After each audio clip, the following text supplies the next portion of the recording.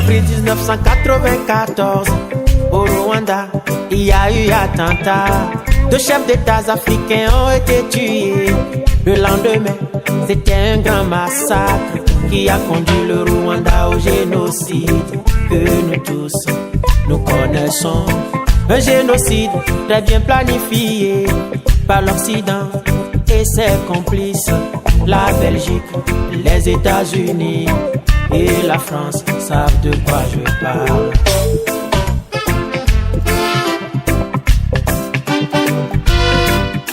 Savez-vous ce qu'ils mettent dans cette histoire-là? Un tribunal a été installé par l'ONU, bien sûr. Au début du procès, l'affaire de l'attentat a été écartée. Ayemo, au Rwanda, on veut savoir qui a mis le feu. Au Rwanda, peut-on savoir la vérité? Au Rwanda, à Kigali, on veut savoir qui a mis le feu. Au Rwanda, peut-on savoir la vérité? Pourquoi ne pas juger les auteurs de l'attentat? Parce que des têtes vont tomber. Comprenez qu'il y a anguille sous roche.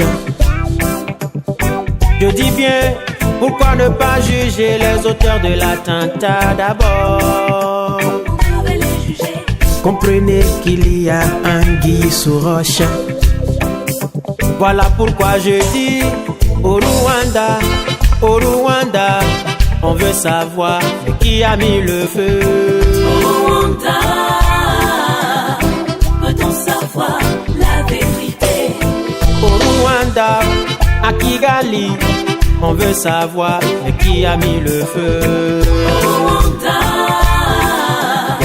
peut-on savoir la vérité? Au Rwanda, on veut savoir qu'est-ce qui s'est passé. Au Rwanda, peut-on savoir la vérité? Au Rwanda, on veut savoir qui a mis le feu. Au Rwanda, peut-on savoir la vérité? Encore bienvenue à vous, chers auditeurs, chers téléspectateurs qui nous écoutez et regardez sur la radio Maurice ce soir du mardi 23 mars 2021. Nous entrons dans le vif de nos émissions de ce soir avec un invité que vous voyez pour ceux qui nous suivent à l'endroit où nous sommes en image. Et je prends cette opportunité pour lui dire bonsoir, Excellence ambassadeur Jean-Marie Vianney Ndagijimana. Bonsoir. Bonsoir, éminence Aloïse. Je suis encore très heureux, comme toujours, de recevoir encore une fois sur notre plateau. Mais moi aussi, c'est un honneur que vous faites de m'inviter une nouvelle fois pour parler à nos chers amis, à nos auditeurs et à nos téléspectateurs. Surtout que les sujets que vous nous aidez à décortiquer sont des sujets qui sont de votre domaine d'expérience, qui sont de votre carrière. Comme aujourd'hui, nous allons parler d'un sujet hautement diplomatique, mais un peu qui sort de l'ordinaire, je pense, parce que ce n'est pas très courant. On va parler de la réprimande qu'a reçue l'ambassadeur belge à Kigali, qui a été réprimandé par le ministre des Affaires étrangères de la coopération, le docteur Vincent Biruta, parce que l'ambassadeur belge a voulu suivre de près la situation de son compatriote qui a été kidnappé et retenu contre son gré à Kigali et où on lui impose un procès, disons, bidon, que d'ailleurs lui-même, donc je veux dire Paul Rusesabagina, s'est retiré de ce procès parce que il trouve que il n'aura pas de justice en son procès. Il ne croit pas en ces tribunaux. Monsieur l'ambassadeur, c'est pas tous les jours, c'est pas courant dans votre carrière diplomatique, dans votre longue carrière diplomatique. J'espère que vous n'avez pas été réprimandé par un pays de représentation quelconque. Ça fait mal, hein? Vous savez, c'est des procédures, c'est des choses qui arrivent de temps en temps hein, entre pays. Et de temps en temps, les ambassadeurs ou les chargés d'affaires, quand il n'y a pas d'ambassadeur, sont convoqués, on peut dire ainsi, ou invités au ministère pour se voir poser des questions, demander des explications sur tel ou tel sujet du jour. Moi, je n'ai jamais été réprimandé comme tel, mais j'ai, au cours de ma carrière, été de temps en temps appelé pour expliquer certaines choses. Je vais vous donner un exemple hein, qui est, je pense, qui n'est pas confidentiel. Lorsqu'en 1993, notre Premier ministre d'alors, le Premier ministre Dismas Nsengiyaremye avait, par exemple, publiquement demandé que la France se retire du Rwanda, que les troupes françaises partent, alors que ce n'était pas à l'ordre du jour. Le Quai d'Orsay m'a invité à passer les voir, hein, les hauts fonctionnaires du ministère, et à expliquer davantage cette déclaration, qui avait d'ailleurs étonné tout le monde jusqu'au sein de son propre parti. Et donc j'ai dû promettre de revenir avec plus d'éléments. J'ai alors appelé le Premier ministre qui m'a expliqué, j'ai appelé certains autres cadres de son parti ou du gouvernement, pour modérer les ardeurs de ce dernier. Et puis le Premier ministre s'est excusé et tout est rentré dans l'ordre. Oui, Excellence, Monsieur l'ambassadeur. Ça arrive de temps en temps.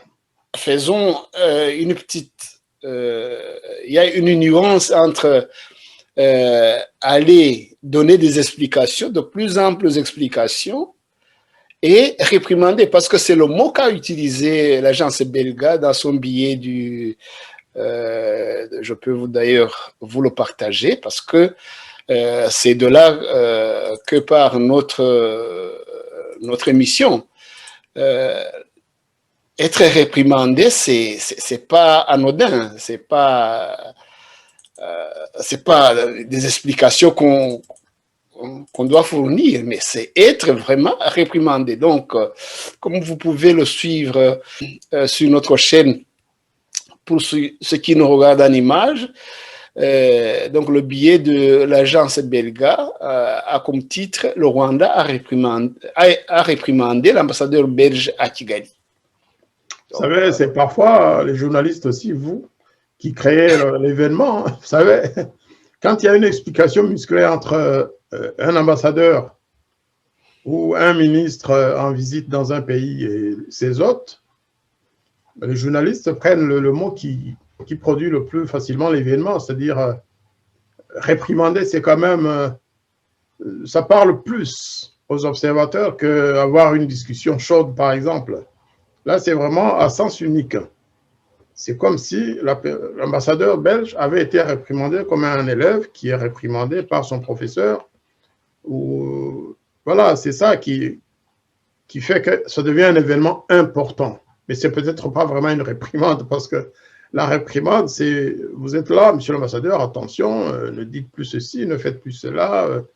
Il a dû utiliser des termes musclés. Je pense que monsieur Biruta, je ne le connais pas trop, mais un peu quand même, c'est pas un homme à réprimander un ambassadeur. Il va lui transmettre un message du gouvernement, peut-être de façon plus sévère que d'habitude, mais la réprimande venant de Biruta, ça m'étonnerait très fort.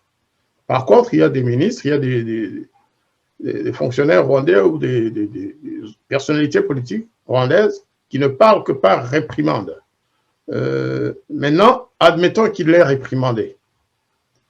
Et admettons même que ça puisse avoir été au-delà de la réprimande. Parce que ça arrive aussi, certains gouvernements sont vraiment quasiment méprisants à l'égard de certains ambassadeurs. Mais à l'égard de l'ambassadeur belge, je veux bien. Ceci dit, connaissant la situation et la gêne que l'emprisonnement de Paul Rusesabagina et surtout son procès, tout ce qui a tourné autour, l'accumulation d'erreurs, de mensonges, d'erreurs juridiques même, d'erreurs de procédure qui a tourné qui a, disons, accompagné cette affaire, il est possible que même le sage Biruta ait pu monter sur ses grands chevaux pour parler avec un ton qui ne lui est pas habituel. Cela est possible. Oui. Cela est possible parce Oui, que cela est possible, mais nous nous basons sur ce que nous voyons. Nous n'étions pas dans la salle. J'imagine que l'agence belga n'y était pas non plus. Mais elle a fait son titre, admettons que ce soit une réprimande. Bon, écoutez, je propose qu'on voit le contenu du billet. Voilà. Exact. Ça pourrait nous renseigner sur l'attitude de l'un et de l'autre, compte tenu en tenant compte de la personnalité aussi des gens. Tout à fait. Donc, puisque l'agence a écrit, le Rwanda a réprimandé l'ambassadeur belge dans le pays, car Bruxelles se serait trop immiscé dans le sort de Paul Rusesabagina, ex-directeur de l'hôtel des 1000 collines à Kigali, célèbre pour avoir sauvé plus de 1000 personnes du génocide rwandais. Rapporte vendredi les quotidiens de Standard, de Newsblad. M. Rusesabagina fait désormais l'objet d'un procès au Rwanda pour 9 chefs d'accusation, dont celui de terrorisme. D'abord, sur ce paragraphe, cher frère, d'abord le contenu, moi je ne me retrouve pas parce que d'abord la Belgique ne s'est pas vraiment trop immiscée dans l'affaire de Paul Rusesabagina, au contraire. La Belgique a même carrément, à un moment donné, abandonné son citoyen, son compatriote entre les mains de Kigali. La Belgique, oui. Puisqu'on y est justement, j'ai une petite question pour vous, monsieur l'ambassadeur. Nous avons vu les sénateurs ou les congressistes des États-Unis qui ont écrit au président, qui ont parlé en termes très crus et très forts pour demander que Rusesabagina soit libéré tout de suite. Exact. Et que la Belgique a été taxée d'y aller mollo, de ne pas blesser Kigali, de telle sorte que certains compatriotes belges disaient que, parce que je le dis haut et fort, je suis aussi un Belge concerné, certains compatriotes ont taxé notre gouvernement de ne pas y mettre assez de conviction dans la défense de notre compatriote. Alors, pourquoi est-ce que Kigali a choisi l'ambassadeur belge? Parce qu'il y a aussi l'ambassadeur de l'Union européenne. L'Union européenne et son assemblée a vraiment dit en termes très forts à Kigali, ordonné même que Rusesabagina soit libéré. Mais de ces deux-là, M. Biruta n'a rien dit. Donc, il ne les a pas réprimandés. Et pourquoi il aurait fait pour l'ambassadeur belge, alors que lui, au moins, il défendait son compatriote? Mais c'est ça, exactement, c'est paradoxal, quoi. Il y a un paradoxe bizarre. D'un côté, on a l'impression que les Belges pensent avoir beaucoup fait.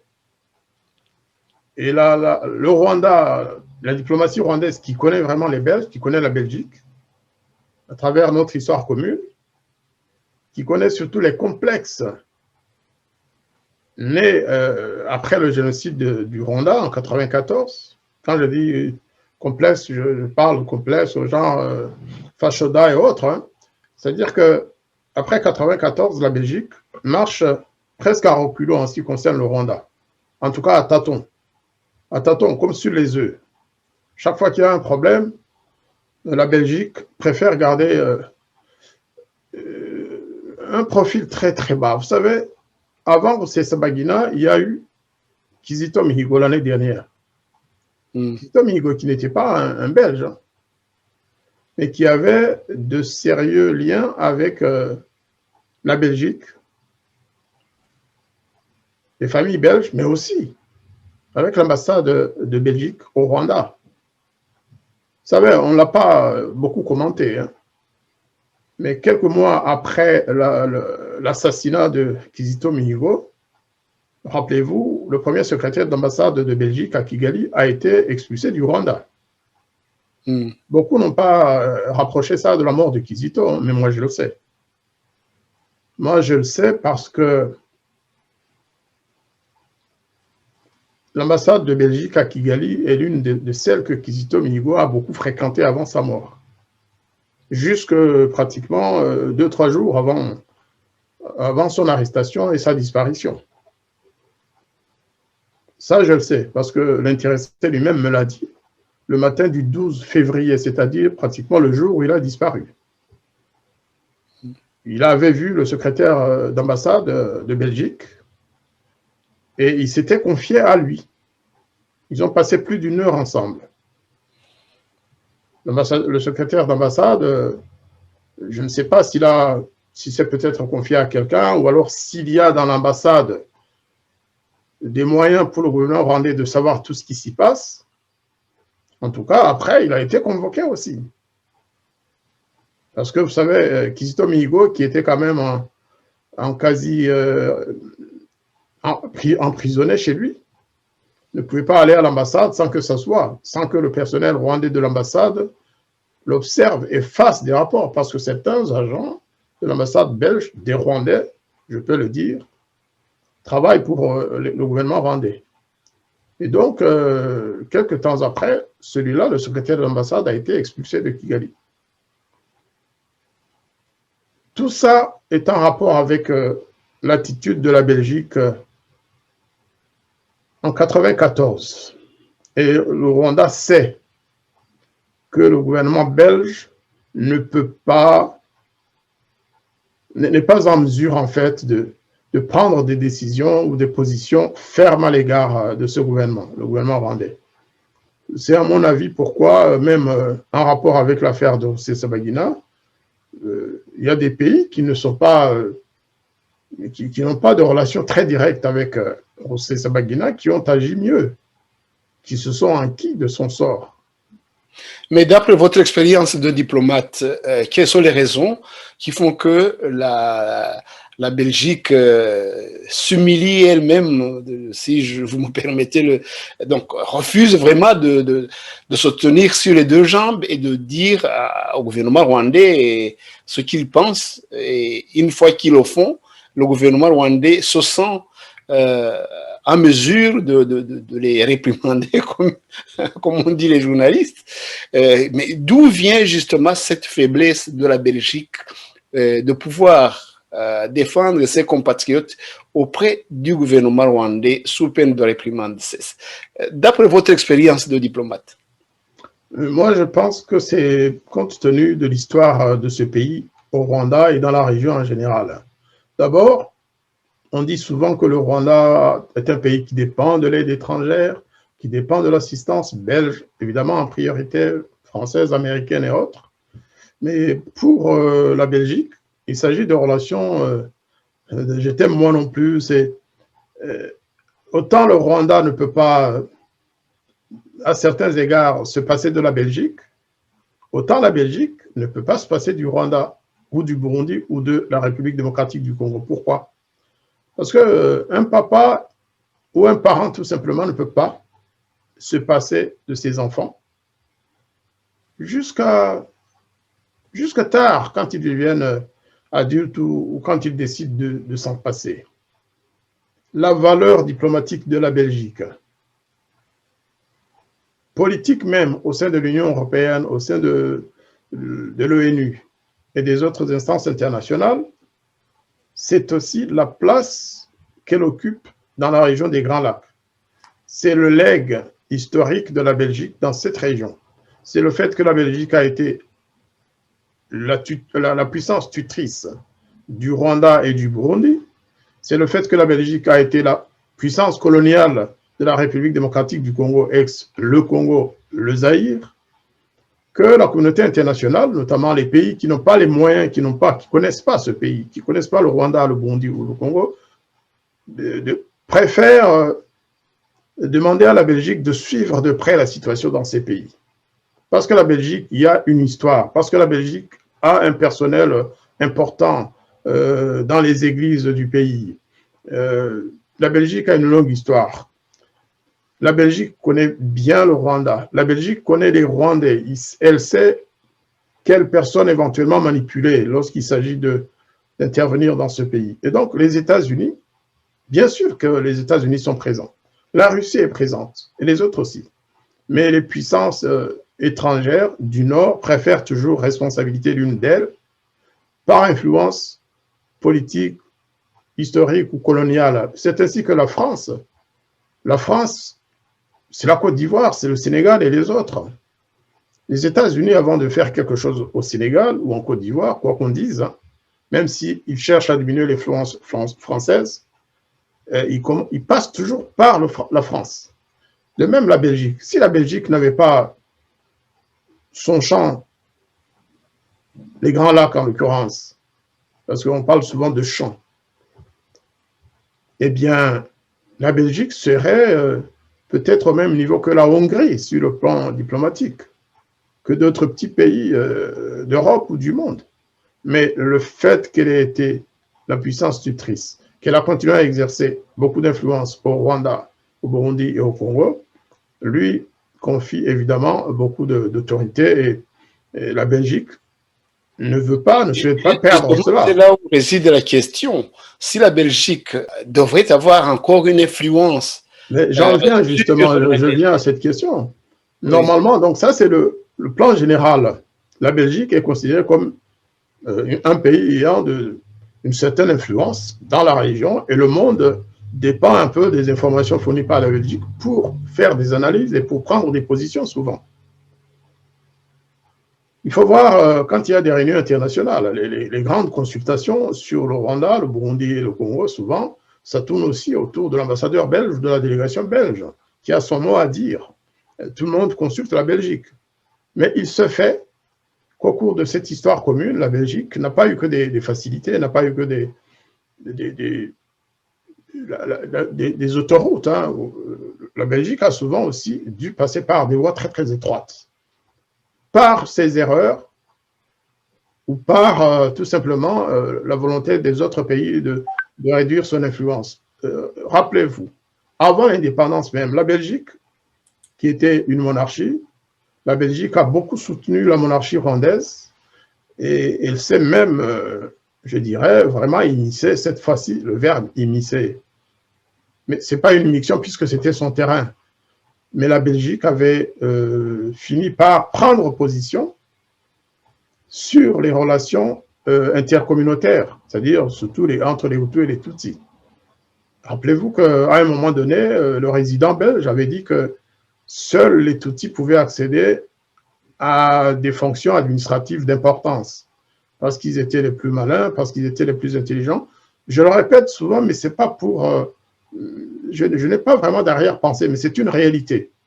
Ça a provoqué des frustrations jusque dans les années 59, où la Belgique a été obligée de choisir un autre camp en se disant ben, j'ai soutenu la royauté, la monarchie Tutsi, et maintenant elle me demande de partir, donc je me rabats sur les autres, tout simplement. C'était un point de rupture qui a pesé lourd dans le ressentiment que certains Rwandais ont à l'égard de la Belgique. Certains Rwandais, surtout du groupe Tutsi, n'aiment pas beaucoup les Belges parce qu'ils considèrent que les missionnaires belges, entre autres, ont joué un rôle capital dans le changement de pouvoir en 1959, 61, 62. Et ensuite, ça c'est un point de rupture hein, qui est important. Oui, au point de vue historique. Oui, tout à fait, au point de vue historique. Et puis, il y a eu, surtout, la guerre de 1990. N'oublions pas que pour le FPR, ce pays, la Belgique, est intervenu en octobre 1990 aux côtés des ennemis du FPR, c'est-à-dire aux côtés du gouvernement et de l'armée rwandaise du président Habyarimana. Ça ne s'efface pas, ça ne s'oublie pas. Et je sais bien que les fonctionnaires des ministères divers ou alors les autorités au plus haut sommet de l'État rappellent toujours à la Belgique cette intervention. Vous savez, la première remarque qu'on m'a faite en arrivant à Kigali en juillet-août 94, c'était de me rappeler que j'avais quand même, en tant qu'ambassadeur, fourni des armes françaises, comme si c'est moi qui les fabriquais, aux troupes gouvernementales, et que ces armes ont pu, et l'ont fait effectivement, tuer beaucoup de soldats du FPR. La Belgique est intervenue. La Belgique est intervenue, elle a pu contribuer quand même au refus des militaires du FPR en Ouganda. Ça, c'est des choses qu'un Rwandais n'oublie pas. Les Rwandais sont très rancuniers. Et ensuite, au fur et à mesure, et au fil du temps, la Belgique a fini par se tourner contre le gouvernement du président Habyarimana en faveur du FPR. Tout le monde le sait. Tout le monde le sait. Je parlais souvent avec l'ambassadeur rwandais à Bruxelles, Feu Ngari Kinouari, qui me disait que souvent, il avait du mal à se faire recevoir au ministère, alors que le bureau Zagara entrait à tout moment au ministère des Affaires étrangères belge. Donc, ça aussi, ça a été une rupture, mais en faveur du FPR. Et puis après, le génocide commence, et les militaires belges, qui faisaient partie de la MINUAR, se sont retirés au moment où les massacres étaient vraiment à leur paroxysme. Donc, pour beaucoup de Tutsis, la Belgique a abandonné les Tutsis, alors qu'elle avait les moyens de jouer Après tout, les troupes belges de la MINUAR c'était eux qui devaient coordonner en fait les activités, surtout dans la ville de Kigali, et ils se sont retirés. Ça ne s'oublie pas tout ça. Et sur les Belges, ça a une sorte de pouvoir psychologique qui, vous savez, quand vous avez commis une erreur fatale parce que du sang humain s'est répandu après leur départ, notamment à Leto, de Kichukiro, où était notamment le ministre rwandais des Affaires étrangères, Ngulezila, ça ne s'oublie pas. Quand vous parlez avec les militaires belges qui étaient au Rwanda en ce moment-là, quand ils vous expliquent leur frustration et leur colère et le ressentiment qu'ils ont de ces incidents-là, ça vous donne l'image de ce que peut ressentir la Belgique en tant que pays ayant finalement donné l'ordre de retrait à ces militaires. Et donc tout ça pèse sur le comportement des Belges, sur le comportement de la diplomatie belge, qui a développé, je pense, une sorte de symptômes de fautes commises et irréparables. Et donc, ils sont obligés de prendre le profil bas, un peu comme certains autres pays, même les Américains. Hein. Vous savez, les Américains, sauf qu'ils ont les moyens de calmer les jeux, de calmer les choses, hein, en donnant des cadeaux, en soutenant diplomatiquement le Rwanda, mais même les Américains se reprochent quand même l'attitude du président Bill Clinton à un moindre degré, parce qu'eux n'avaient pas de militaires au Rwanda. Donc, je pense qu'il y a un aspect psychologique et aussi un poids de l'histoire coloniale, la façon dont la colonie, ou plutôt la tutelle belge a été exercée, la manière dont la Belgique a toujours choisi un camp contre un autre, et puis maintenant, le complexe naît de 1994, avec le retrait brusque et inexplicable d'ailleurs des troupes belges de la MINUAR. C'est ce que je pense, c'est ce que je pense. C'est pourquoi ils y vont toujours doucement, lentement. Ils n'osent pas offusquer ou alors tout simplement gêner le Rwanda, ce pays qui leur donne de la force sur le plan diplomatique international, mais aussi ce pays qui leur rappelle toujours l'histoire de 1994 et de la révolution de 1959.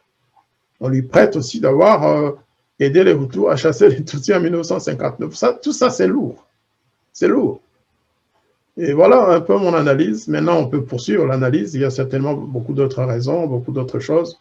Mais quant à savoir que quant à savoir si la Belgique a vraiment essayé de défendre un peu trop le cas de Rusesabagina, moi je dis le contraire, hein, parce que même la famille de Paul n'a pas été très très satisfaite du rôle joué par la Belgique. Je pense même que l'Union européenne a fait plus. C'est le sentiment en tout cas, que montre ou qu'a la majorité des Belges, c'est que la Belgique donc n'a pas beaucoup aidé pour le cas de Rusesabagina. Alors, entendre que c'est elle, la Belgique, qui a été réprimandée, alors que d'autres qui ont fait plus que défendre Rusesabagina, donc n'ont rien eu de la part du gouvernement rwandais, c'est ce qui a étonné les gens qui ont lu cette dépêche de Belga. Merci de nous avoir bien expliqué donc comment le poids de l'histoire fait que la Belgique, justement, devant le Rwanda, se trouve dans une position très délicate, si pas de faiblesse, mais en tout cas de tolérance extrême pour certaines choses. Maintenant, je crois que nos auditeurs ou nos téléspectateurs comprennent mieux le pourquoi justement de cette attitude de la Belgique. J'aimerais juste ajouter un petit élément. Oui, si vous avez quelque chose à ajouter. Capital, hein, mais il y a dans cette affaire de Paul Rusesabagina un autre aspect qu'on ne souligne pas souvent. C'est le fait que la personne qui a aidé au kidnapping de Paul Rusesabagina, c'est un résident belge aussi. Je ne sais pas s'il est belge, en tout cas, il est résident en Belgique. C'est un pasteur qui dit qu'il est résident régulier en Belgique et qui a participé quand même à un kidnapping international. C'est un enlèvement. Bon, je n'ai pas encore entendu la Belgique lever le ton, par exemple, hausser le ton, pour dire cette personne-là, il nous la faut parce qu'elle a enfreint les lois internationales à partir de notre territoire, en fait. Parce qu'il y a aussi un aspect d'espionnage. Cette personne, ce pasteur, qui n'en est pas un à mon avis, a raconté comment, pour le compte des services secrets rwandais, il a pendant quelques années espionné Paul Rusesabagina. Et il l'a fait. Le ministre de la Justice du Rwanda a admis effectivement que cette personne était payée, hein, que tout ce qu'il faisait était payé par le gouvernement rwandais, par les services de police du Rwanda. Et tout cela se faisait à la barbe des policiers belges, à la barbe des services secrets belges. Et on ne dit pas qu'il sera poursuivi. J'imagine qu'il y aura quand même une action contre lui. Mais il faudrait que ça se dise. Il faudrait que les Rwandais sachent que les Rwandais, surtout la communauté rwandaise des réfugiés rwandais en Belgique, sachent qu'ils ne sont pas ils ne sont pas en proie à des espions qui se trouvent partout au nez et à la barbe des services belges. Il faut vraiment qu'on mette fin à cette sorte de harcèlement qui se traduit finalement, même si certains ne voient pas la gravité de cette affaire, mais ça commence par des petits harcèlements, des articles de presse contre la communauté rwandaise, des professeurs qui s'expriment, qui traitent les Rwandais de nazis, et ça finit par des kidnappings. Il faut qu'on le sache. Il faut que et maintenant aussi, il faut que les Rwandais qui se trouvent en Belgique sachent que l'affaire de Constantin Nyamwongere, ce n'est pas une affaire bénigne. Tout ça a commencé en Belgique. Donc, s'il y a eu kidnapping, il y a eu un début et une fin. Tout ça a commencé à Bruxelles, à Forêt, et à Krenem. Et ça a fini à Dubaï et à Kigali. Donc, il faut que ça devienne une affaire. Pour que la Belgique, justement, s'investisse pour éclairer cette histoire. Mais elle se retrouve, je parle de la Belgique, elle se retrouve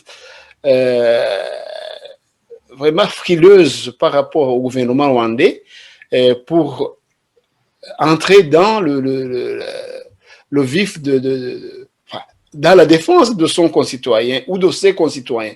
Je pense que la Belgique comme vous venez bien de le dire, devrait prendre les choses en main parce que et le kidnappeur, il est belge, donc En tout cas, il a résidence en Belgique.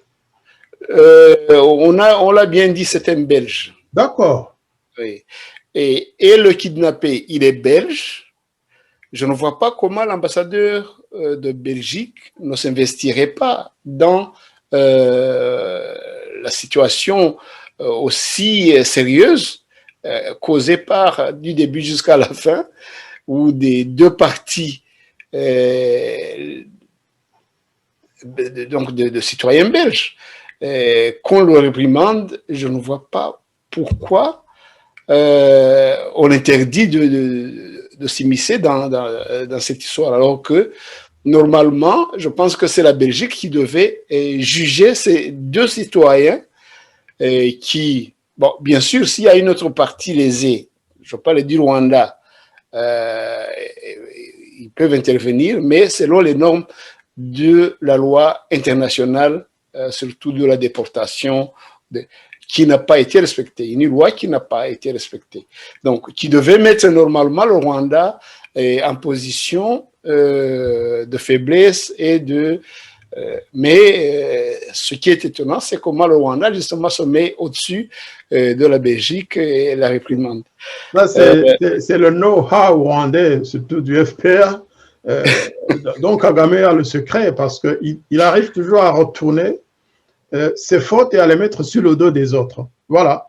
Un kidnappeur missionné par le gouvernement rwandais, il vient en Belgique, il fait son business, il trompe sa victime, il l'amène à Dubaï et puis à Kigali, et c'est le Rwanda qui se fâche. Vous comprenez? C'est le Rwanda qui se fâche. Donc là, c'est vraiment le know-how, comme ils disent. Ils ont le savoir-faire. Ils apprennent, vous savez, un jour, hein, je me rappelle, quelqu'un qui était secrétaire général du FPR, hein, mais qui a fini par quitter le pays, il avait raconté à une conférence en Belgique que j'avais suivie, en disant, vous savez, au sein du FPR, on nous apprenait à mentir. Surtout quand on se retrouve en face des Blancs, disait-il, je traduis, hein, il a dit, lorsque vous vous trouvez en face des Blancs, ou d'un Blanc, qui commence à reprocher au FPR les violations des droits de l'homme, ou ceci ou cela. Alors il a dit, l'attitude qu'il faut prendre, c'est d'ouvrir les yeux, de le regarder en face et de lui dire, d'ailleurs, vous avez aidé les génocidaires. Et le blanc s'effondre et il n'a pas de réponse. C'était Eugène Rudasingwa qui avait raconté ça à Bruxelles, dans une salle où il tenait conférence avec ses amis des autres partis politiques. Et ça nous a beaucoup appris. Ça nous a appris, ça nous a fait comprendre comment tout ça est étudié et ils connaissent vraiment la psychologie de ceux qu'ils appellent les Blancs, c'est-à-dire les Occidentaux. Oui, et ça joue, et c'est efficace. Malheureusement, ou heureusement, nous, on ne sait pas le faire. Ce que je voulais dire, c'est que on peut reprocher à la Belgique d'avoir pris un profil bas, mais qu'en est-il de la communauté rwandaise de Belgique? Est-ce que nous, on a pris, disons, l'importance de ces kidnappings par un Belge? Moi, par exemple, jusque-là, j'ignorais que Constantin Nyamungere était belge. Disons que le processus est en cours et que, selon les informations que j'ai, il y a un procès, il y a eu plainte avec des parties civiles. Ouais. Et ici, en Belgique, c'est Maître Lurquin, Vincent Lurquin, qui a donc porté plainte. Parce que quand il y a détournement d'avion, kidnapping sur le sol d'un État étranger, encore d'un citoyen belge et pas n'importe quel citoyen, parce qu'on connaît quand même le profil de la personne qui a été kidnappée. Je pense que donc c'est une affaire à suivre et qui va nécessairement faire parler d'elle. Les Rwandais qui sont en Belgique, je ne vois pas ce qu'ils peuvent faire. C'est apprendre à regarder ces gens en face avec des yeux bien ouverts et leur dire la vérité. Peut-être qu'ils vont. C'est ce que nous faisons. Les émissions que nous faisons ici en français, nous les donnons aux députés belges, nous les donnons aux politiciens belges pour que ça puisse quand même leur ouvrir les yeux. Donc, c'est tout ce que, jusque-là, en tout cas, le citoyen belge d'origine rwandaise peut faire, c'est de les aider à mieux comprendre justement ce que vous avez dit, le savoir-faire du FPR, parce que, et là encore, on peut se poser des questions sur ce savoir-faire, parce que je ne crois pas que le monde est aussi naïf que ça. Je pense plutôt que le monde a trop longtemps, depuis 27 ans, a trop longtemps, d'ailleurs la preuve, c'est que les institutions maintenant commencent à pointer vraiment du doigt le FPR, disant non, ça va pas, les droits de l'homme sont bafoués, il y a des kidnappings, il y a des disparitions forcées, il y a des meurtres. Donc, c'est que la communauté internationale a ouvert les yeux. Maintenant, c'est un point important justement de cette attitude du FPR. Je pense que son savoir-faire, entre guillemets, est en train de devenir plutôt un affaire pour le FPR. Et ça devait arriver un jour. Rassurez-vous, Aloïse, ce que nous disons pour la Belgique est aussi valable pour la France et les autres. Hein. En France aussi, c'est pareil. On se demande parfois ce que fait le FPR pour que ces activités contre la communauté rwandaise de France passent inaperçues. Ou soit inaperçues, mais qu'on ne fasse rien. Quoi. C'est aussi le même contexte. Hein. Et ce qui est valable pour la Belgique, je pense, mutatis mutandis, c'est aussi valable pour la France. Hein. Absolument, absolument. On va peut-être en parler tout à l'heure, si vous le voulez bien. Justement, en jambon, vers le sujet justement qui parle de la relation rwando-française, et qui elle aussi, comme celle de la Belgique, qui elle aussi se fait parler d'elle, cette relation où le ministre des armées, plutôt le chef d'état-major des armées françaises, le général François Lecointre, on l'a lu dans un article d'avant-hier, a vraiment tapé sur la table parce que, d'après lui, trop c'est trop, le rôle de l'armée française pendant le génocide a été d'essayer d'aider ceux qui étaient dans la détresse, donc ceux qui étaient en danger de mort. La mission turquoise, entre autres, a été une mission de sauvetage et c'était même pas une mission de la France, c'était une mission de l'ONU. Alors lui, il a vraiment haussé le ton pour dire que ces calomnies devaient cesser. C'est pas la première fois, monsieur l'ambassadeur, que certains militaires français élèvent le ton, mais disons, les voix qui les accusent continuent. Pourquoi? Qu'est-ce qui se passe? Expliquez-nous, vous qui êtes français, diplomate, pourquoi cela continue de vraiment que ce soit les Français de France, que ce soit les Rwandais eux-mêmes du Rwanda, le gouvernement rwandais, et pourquoi ils continuent d'accuser la France qui met tout en œuvre pour leur expliquer qu'elle n'a rien à faire avec tout ça. Il y a des témoins, il y a des preuves matérielles. Dernièrement, ils ont ouvert les archives qui étaient classifiées. Qu'est-ce qu'il faut que la France fasse? D'après le général, je pense qu'il en a... il n'est pas le seul vraiment à en avoir marre de cette accusation perpétuelle. Vous avez raison. Vous savez, le général Lecointre, c'est quelqu'un qui ne parle pas beaucoup, qui connaît beaucoup de choses, naturellement, parce qu'il est quand même le chef d'état-major des armées françaises. Excusez-moi du peu. Donc, ce n'est pas n'importe qui. En plus, il connaît la situation parce qu'il a fait partie de la mission turquoise. Il n'était pas général à l'époque, mais il faisait partie de façon active de la mission turquoise. Donc, il a vu et il a fait des choses et il sait ce qu'il a fait, il sait ce que ses collègues ont fait. De toute façon, vous savez, ça ne doit pas nous étonner à ce jour de tous les militaires de turquoise. Il n'y a qu'un seul, dont je ne vais pas citer le nom, qui s'est retourné quelques années plus tard pour raconter que Turquoise était allé au Rwanda pour chasser le FPR. Mon Dieu, quel mensonge! Chasser le FPR en créant une zone humanitaire de sécurité sur le long de la frontière, plutôt le long de la frontière congolaise et aussi évidemment du lac Kivu, à Tchangougou, Kibuye, Ikongoro. Eh bien, je pense que si la France avait voulu stopper l'avancée du FPR, elle aurait pu le faire depuis le mois d'avril.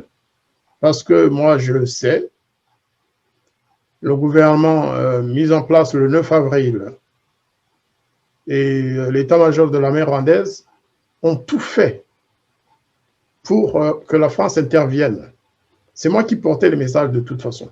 Donc, les messages dont certains, je les ai encore par écrit. C'est moi qui portais les messages. C'est moi qui allais voir le ministère, le Quai d'Orsay, l'Élysée, les conseillers de l'Élysée, tout en disant à mes amis de Kigali, écoutez, si vous voulez que la France intervienne, arrêtez d'abord les massacres. Et eux me disaient, mais nous sommes dans un cercle vicieux. On n'a pas de militaires pour les faire intervenir parce qu'ils sont engagés au front avec contre le FPR. Ce qui était vrai quelque part, sauf que quelques militaires aussi ont dû participer, je pense, au massacre. Le FPR a beaucoup joué là-dessus. Ils ont joué sur le cercle vicieux qui a fini par étrangler l'armée rwandaise, en fait. Et la France me disait, à chaque fois que j'ai demandé, que j'ai soumis les demandes, c'est-à-dire jusqu'au 17 avril, la France me disait, nous ne pouvons pas intervenir dans votre pays tant qu'il y a le massacre de populations civiles. Ça, je suis vraiment radical à cet égard. La France n'a jamais voulu stopper l'avancée du FPR. La France s'était retirée, en tout cas les troupes françaises, combattants, enfin, les troupes françaises. La dernière opération était partie du Rwanda le 15 décembre 1993. Et pour la France, pour le président Mitterrand et son gouvernement, celui de Chirac en tout cas, plutôt de Balladur, c'était terminé. Le Rwanda appartenait aux Nations Unies. Pour la France, c'était terminé. C'était à la limite, moi c'est l'impression que j'avais, c'était un bon débarras. Qu'est-ce qui a fait changer d'avis la France justement pour organiser, faire une proposition à l'ONU pour organiser la mission turquoise par après? Ça c'est après, ça c'est c'est après, après, je parle du retrait de la France parce que c'est important à dire que la France n'avait plus de présence militaire au Rwanda lorsque le génocide a commencé, lorsque le président Habyarimana a été assassiné. Il y avait, comme tous les autres pays, quelques assistants techniques, militaires, mais il n'y avait plus de troupes. Elle s'était retirée à la demande d'ailleurs des deux belligérants, des parties belligérantes. Et le FPR le reconnaît, je pense. Hein. Ils le reconnaissent, mais même les quelques militaires qui étaient là, pour eux, c'était une présence militaire. Ils tiennent à le dire comme ça, c'est leur force en fait. Et chaque fois qu'ils ont des difficultés, vous savez, le FPR, il a les moyens d'allumer un contre-feu qui s'avère plus destructeur que le feu lui-même, le feu principal. C'est ça sa force. Là, le feu, c'est le constat fait par la communauté internationale, les violations des droits de l'homme, les assassinats des personnalités politiques, des journalistes, des activistes de la société civile, les kidnappings. C'est tout ce qui se passe aujourd'hui qui constitue le feu, qui arrive sur le Rwanda, qui arrive sur le régime de Kagame. C'est peut-être même la santé du chef de l'État. C'est beaucoup de choses. Et le FPR, qu'est-ce qu'il fait? Qu'est-ce qu'il choisit comme moyen? Contre-feu. Il allume des contre-feux partout. Le problème, c'est que ces contre-feux, quand ça s'allume contre des pays comme la France, comme la Belgique, les États-Unis, ça marche. Le Rwanda ne peut pas allumer un contre-feu contre la Russie. La Russie n'a aucune responsabilité dans ce qui s'est passé au Rwanda en 1994. La Chine non plus. Avec ces pays-là, ils ne jouent pas le contre-feu. Mais avec la France, la Belgique, ça a réussi parce qu'ils disent à la France, vous savez, vous étiez là en 90, vous avez aidé les génocidaires. Parce que pour le gouvernement rwandais, le génocide a commencé le 1er octobre 1990. Hein. Sachez-le. Dans les lois du pays, c'est comme ça que c'est défini. Et donc la France, en intervenant le 4, 5 octobre 90, eh bien la France est intervenue pour aider les génocidaires. Oui. Et ça fout la trouille à tout pays qui s'entendrait rappeler qu'il a participé à un génocide. C'est le contre-feu principal. Deuxième contre-feu, c'est évidemment que les troupes françaises se seraient battues aux côtés des militaires rwandais. Et que donc ils ont tué ceux qui venaient arrêter le génocide. Ça, c'est de 91 à 94. Là aussi, c'est pas vrai, mais ça tient. Ça tient. Le FPR, il se gêne pas pour lancer un tel mensonge parce qu'il faut sauver sa peau quoi, pour le FPR. C'est la première chose qui compte. Autre contre-feu aujourd'hui, c'est en 94, la mission turquoise n'était pas une mission humanitaire. Elle était venue pour arrêter ceux qui arrêtaient le génocide.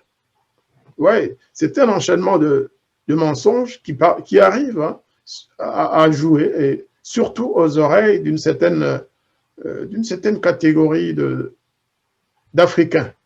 En Afrique de l'Ouest, les arguments du FPR sont imparables, tout le monde les croit. Tout le monde pense que la France est intervenue au Rwanda pour stopper ceux qui venaient arrêter le génocide. Évidemment, c'est grave, ça. Vous voyez, des révolutionnaires venant d'Ouganda comme des messies, des gens qui viennent sauver le peuple rwandais d'un génocide. Et vous les empêchez de prendre le pouvoir. C'est ça. Le génocide n'avait pas encore eu lieu, je pense. Ah non, mais eux, ils disent, le gouvernement rwandais, et si vous avez suivi l'interview donnée récemment par Jean-Damascène Bizimana, le grand maître du génocide, hein, celui qui protège le Rwanda contre le génocide à venir, eh bien, il a expliqué que le génocide avait commencé en octobre. Peut-être parce que j'avais fait des émissions là-dessus, il s'est dit, il vaut mieux confirmer ça et en défendant notre logique. Parce que moi, je disais que c'était le grand mensonge du siècle. Et lui, il est parvenu à dire aux naïfs que ce n'était pas un mensonge, que réellement le génocide avait commencé en 80, au moins dans sa partie planification et début de mise en action. Parce qu'il a expliqué que certains massacres de Tutsis de 91, 12, etc., ou Guessera, que ça faisait partie du génocide de 94, en définitive. Pour cette fois-là, il n'est pas rentré dans les massacres des gens en 59 ou je ne sais pas, ou Tchouchou. Il s'est contenté de 90 pour coincer la France et la Belgique. Vous savez, ils utilisent les mêmes arguments hein, au Congo. Quand ils vont négocier avec les Congolais, ils leur disent attention, ce n'est pas nous qui sommes venus vous chercher. Vous êtes venus aider les génocidaires en 90. Je vous assure que même les Congolais qui connaissent la vérité, ils se disent mais si ça va plus loin, nous serons aussi des génocidaires. Et donc, le génocide, c'est pas une chose on ne joue pas avec le génocide. Hein. C'est comme si tout d'un coup, par ce génocide, le FPR avait gagné le gros lot sur le dos de nos mamans, de nos papas, de nos cousins, de nos oncles, nièces et parents en général assassinés par ceux qui une arme de destruction massive contre toute velléité internationale. Ah oui, c'est une arme de destruction massive. Et que le FPR ne se prive pas d'utiliser. Il faut le savoir. Et le dire une fois encore, ce n'est pas minimiser le génocide de 94. C'est au contraire essayer de revenir à l'important, à l'essentiel. On ne peut pas comparer les événements de 94 à la mort de 2 ou 3 personnes dans telle commune, même 20 ou 30 ou plus, dans les années 90-11. Parce que dans la partie contrôlée par le FPR, c'était la même chose. Mais les autres ne savent pas utiliser ces arguments. On n'ose pas dire que le FPR a commis un génocide. C'est ça aussi. Il y en a qui sont des maîtres du mensonge et de la manipulation, et d'autres qui sont timorés. Parmi ceux qui sont timorés, c'est ceux qui étaient au pouvoir, qui ont reçu, ils l'ont peut-être cherché, je ne sais pas, sur la figure, l'ignominie du génocide. Et puis il y a le FPR qui est l'ange qui est venu sauver les Tutsis de ces assassins. Voilà, ils se sont drapés d'habits de défenseurs de la justice et du bien contre les mauvais qui étaient dans le mal en 1994. Alors, revenons à la France. La France,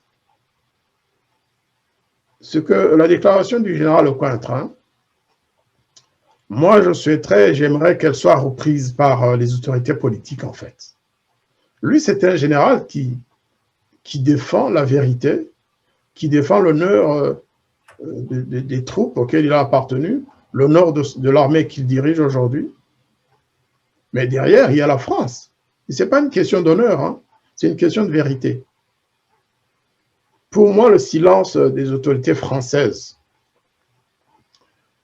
devant ces mensonges, chaque fois que la France est accusée de contribution, ou de contribution active, hein, ou de participation même, de co-auteur au génocide, eh bien, les autorités politiques du pays, quand elles se taisent, c'est un aveu. C'est un aveu, Monsieur le Président de la République, Monsieur Macron. Quand vous ne dites rien, lorsque la France est accusée de participation, c'est un aveu tacite. Exactement. C'est un aveu. On ne peut pas badiner. On ne peut pas se taire lorsqu'un pays comme la France, qui a été aux avant-gardes pour arrêter ce génocide, le seul pays au monde, le seul pays de la communauté internationale, de l'ONU, du Conseil de sécurité, qui a sauvé des Rwandais, le seul pays. Il n'est pas possible, il n'est pas acceptable que le président Macron, que les ministres qui connaissent la vérité, que le président Sarkozy, qui était porte-parole du gouvernement en 1994 et qui était chargé d'expliquer la raison d'être de la mission turquoise, ce n'est pas normal que toutes ces personnalités se taisent et laissent la France être insultée par des tueurs sans foi ni loi. C'est pas normal. Le sang innocent répandu crie toujours vengeance. À qui le génocide rwandais a-t-il profité? Tôt ou tard, l'Afrique sera la vérité. Auteur ou complice, vous n'échapperez à la justice divine. Et ça, c'est sûr. Nous avons tout compris, tout babou. Vous avez divisé Hutu et Tutsi. Vous avez mis en péril la zone des Grands Lacs. Vous l'avez pillé, vous l'avez ruiné. On ne va pas peut-être entrer dedans dans une certaine mesure, mais on peut dire aussi que le climat politique interne à la France n'est pas favorable à l'objectivité, à la vérité, à l'établissement de la vérité. Je pense que ce sont ces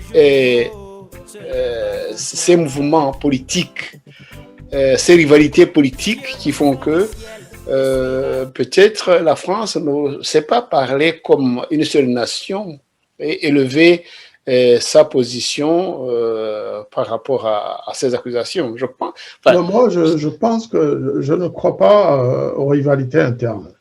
Lorsque l'honneur de la France est concerné, surtout quand ce n'est pas une question d'honneur-honneur, c'est une question d'honneur fondée sur la vérité.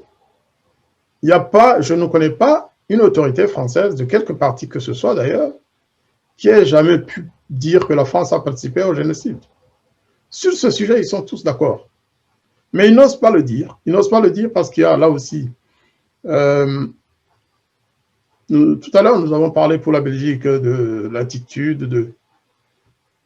En France, on dirait que certaines personnes ont été retournées. On ne sait pas. Ceux qui pensaient que la France avait fait son devoir en 1994, aujourd'hui, certains pensent qu'il vaut mieux ne rien dire. Non pas que, en le disant, il s'attirait la colère de l'opposition ou de la majorité au pouvoir. Non, non. Mais parce que... La question du FPR là-dedans, parce que le FPR, nous savons que, d'ailleurs, vous l'avez bien dit, ils sont maîtres de l'infiltration. Donc, ils infiltrent, ils font du chantage, ils séparent, ils divisent, ils dépassent aussi les frontières. Est-ce que la main du FPR, comment vous la mesurez dans tout ça? Elle est omniprésente. Hein? Elle est omniprésente. Nous, on la sent. On sent la main du FPR dans les persécutions ou les harcèlements que nous subissons au quotidien. Au quotidien de la part du gouvernement, non. Mais de la part de certains lobbies identifiables et identifiés. De certaines presses. On la voit à travers la censure médiatique, parce que chaque fois qu'il y a des événements qui concernent le Rwanda, je peux vous donner toute une liste de magazines ou de journaux ou même de chaînes de télévision qui m'ont, moi, personnellement informé que j'étais sur liste rouge, que je ne pouvais plus intervenir pour expliquer, pour parler du Rwanda, parce que le Rwanda l'a demandé. J'ai des preuves en plus. Et ce n'est pas que moi, c'est mes compatriotes qui ne sont pas du côté du FPR, c'est-à-dire ceux qu'on appelle globalement les opposants, même quand ils ne sont pas opposants, même quand ils se soucient tout simplement du respect des droits de l'homme dans notre pays.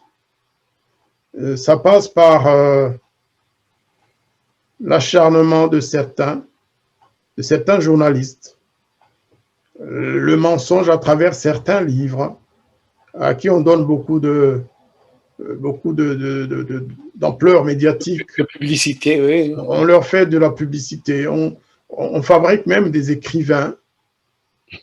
Quelqu'un d'autre écrit le livre, mais on va chercher un Rwandais ou une Rwandaise qui va porter le nom de l'auteur. On va lui donner... Alors là, toutes les chaînes de télévision lui sont ouvertes. Les maisons d'édition, vous savez...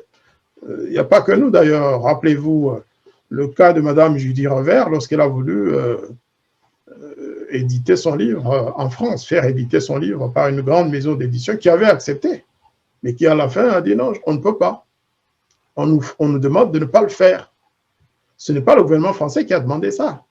Ce sont certains lobbies qui se sont coalisés, qui ont fait des pétitions, qui ont écrit des lettres de protestation à la maison d'édition. Et pour finir, cette maison d'édition, que je ne vais pas citer ici, a fini par craquer et elle a laissé tomber Judy Revers. Il a fallu une maison d'édition qui n'est pas la plus grande de France, mais dont les responsables sont des gens courageux, pour éditer son livre, L'éloge du sang. Alors ne parlons pas de nous. Nous, certains d'entre nous ont arrêté d'écrire des livres, hein, alors qu'on a des choses à dire. Parce que tout simplement, on s'est dit, mais on va écrire et puis ce ne sera pas lu.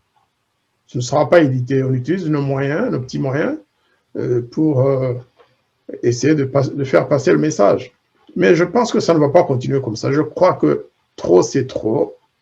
Après 27 ans. Après 27 ans. Après 27 ans. Après, même plus. Mais... Justement, ils n'ont pas encore établi le rôle de la France vraiment dans le génocide rwandais. Ils ne peuvent pas l'établir parce qu'il n'y en a pas.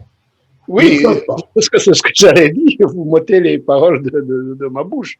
Si à 27 ans, ils n'ont pas encore trouvé, c'est qu'il n'y a rien. Alors, c'est pas que pour la France, même nous, individuellement parlant. Le gouvernement rwandais utilise toujours la même stratégie. Ils vont vous affubler de qualifications, ils vont vous dire que vous êtes un génocidaire, que vous êtes un voleur, que vous êtes un violeur d'enfants, que vous êtes ceci. Et ils disent, prouvez que ce n'est pas vrai. Vous n'êtes pas poursuivi en justice. Ils ne veulent même pas vous poursuivre. Même quand vous voulez demander qu'on vous poursuive, ils disent, ce n'est pas ça l'important, messieurs. Prouvez que vous êtes innocent. Prouvez que ce n'est pas vrai. Et c'est ce qui se passe aussi avec les pays amis. Il ne manque pas que la France, et d'ailleurs la France le sait, la France ne peut pas prouver qu'elle n'a pas. À travers les archives, la commission chargée de celle-ci, effectivement, pourra, si elle le veut, si elle est de bonne foi, elle peut prouver que la France n'a pas participé au génocide, ni de près ni de loin. Qu'au contraire. Mais imaginez, là je parle vraiment à nos téléspectateurs. Mesdames et messieurs, chers compatriotes, chers amis africains et autres, beaucoup d'entre vous ne savent pas que la France est le seul pays, avec l'aide de quelques pays africains, Sénégal, Tchad et autres, ce sont les seuls qui ont accepté d'aller au Rwanda pour sauver ce qui pouvait l'être encore. Et ils l'ont fait. Ils l'ont fait. Là où ils sont intervenus, en partie, c'était dans ma préfecture d'origine. Et je suis allé visiter les troupes de Turquoise. Et je les ai vus à l'œuvre. J'ai demandé à mes compatriotes, j'avais mes cousines, mes cousins, qui ont été sauvés par les troupes françaises. Et aujourd'hui, on veut nous convaincre que la France a participé au génocide, alors que c'est la France qui a désarmé les miliciens, qui a assassiné nos frères et sœurs. La France a chassé du territoire rwandais l'ancien gouvernement qui était politiquement responsable de ce génocide, même si individuellement les ministres ne sont pas tous des génocidaires, mais politiquement, en ce moment-là, on disait c'est eux les responsables de ce génocide. La France, on accuse la France de ne les avoir pas arrêtés. Ce n'était pas sa mission. Les troupes de Turquoise étaient au Rwanda pour arrêter les massacres. Et elles l'ont fait. Elles ne pouvaient pas s'occuper d'aller arrêter les génocidaires, parce que ce n'était pas leur rôle, en laissant les autres génocidaires à l'œuvre, continuer à assassiner les victimes. Ce que les troupes françaises ont fait avec les Sénégalais, Tchadiens, Centrafricains et certains autres, c'est d'abord renforcer un camp qui a été le camp de ralliement de toutes les victimes que les Français allaient parfois chercher dans les forêts, dans les marais et partout où les Tutsis se cachaient. Quelques dizaines de milliers de Tutsis et beaucoup de Hutus sauvés qui étaient poursuivis par les miliciens Interahamwe. Et c'est ce pays aujourd'hui qui est accusé par le gouvernement rwandais d'avoir contribué au génocide. Je ne suis pas l'avocat de la France, parce qu'il y a des bons avocats français, parce que le gouvernement devrait se suffire s'il voulait bien le faire. Il suffirait de hausser le ton un tout petit peu pour dire la vérité à Kagame et à son gouvernement, et vous verrez que les choses changent. Le mensonge pourrait reculer vraiment durablement, et la vérité, enfin, serait connue, et surtout le rôle du FPR de Kagame dans ce génocide. Donc, le feu qui devrait assaillir le FPR, une fois encore, je le répète, le FPR a des stratégies pour créer des contre-feux qui souvent reviennent avec plus de force et qui brûlent ceux qui devraient pouvoir dire la vérité. C'est ça le problème. Donc, je lance vraiment un appel aux autorités françaises et aussi à nos compatriotes qui sont en France et ailleurs, de dire la vérité à la France, de réveiller un peu la France. Ce n'est pas que la France qui est concernée, c'est nous tous en fait. C'est surtout aussi les parents des victimes qui ont été massacrés avant l'arrivée de la France, malheureusement, parce que le FPR, les États-Unis, le gouvernement Clinton, ne voulait pas qu'on envoie des troupes pour arrêter les massacres. Il a fallu l'insistance. Je le répète, parce que je l'ai déjà dit, j'étais à New York à la veille du vote de la résolution qui a mis en place Turquoise. J'ai été aux Nations Unies pour essayer de porter ma petite contribution. Mais non, il y avait toujours le FPR, les représentants américains aux Nations Unies qui disaient « ouais, on n'a pas assez d'argent, laissez-les mourir ». Et le FPR disait « non, non, non, non, non, laissez-les mourir, ce qui est important, c'est que nous prenions le pouvoir ». Et c'est le seul pays, la France. Il y avait aussi l'argument qui disait que le génocide est déjà... C'était terminé depuis longtemps, qu'il n'y avait plus de Tutsis. Et donc, qu'il n'y avait pas à intervenir... Qu'il n'y avait plus de Tutsis au Rwanda. Ça, c'est un argument, ça Oui, figure dans des lettres. c'est officiel, hein? C'est officiel. On n'est pas en train de... Ça figure dans des lettres que Kagame a envoyées au Conseil de sécurité pour demander qu'on n'envoie pas des troupes chargées d'arrêter le génocide. Donc, c'est celui-là, à mon avis, qui devrait être poursuivi. C'est celui-là, le vrai contributeur au génocide. Ce n'est pas la France qui a sauvé nos parents. C'est mon point de vue, en tout cas. Et je suppose que beaucoup de Rwandais pensent comme moi et que bientôt la vérité se saura. Monsieur l'ambassadeur, je voudrais vous demander de nous éclaircir sur une autre façon de voir les choses. Et si le FPR s'investissait dans tout cela pour faire taire donc, les gens qui pourraient se poser des questions sur ses propres méfaits. Donc, c'est précisément ça. Ces actions qu'il mène à l'étranger, qu'il mène dans les gouvernements européens, dans les organisations internationales, et tout ça, et si c'était pour couvrir quelque chose, justement, une face du FPR qui ne veulent pas que cette face se sache, qu'elle soit découverte. Est-ce que ça ne serait pas en tout cas une raison qui peut expliquer la motivation du FPR d'attaquer à tout azimut les Occidentaux?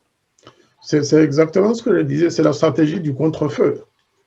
C'est-à-dire qu'ils envoient leur bataillon de mensonges pour précisément se préserver de cette vérité qu'ils ne veulent pas qu'elle leur tombe dessus.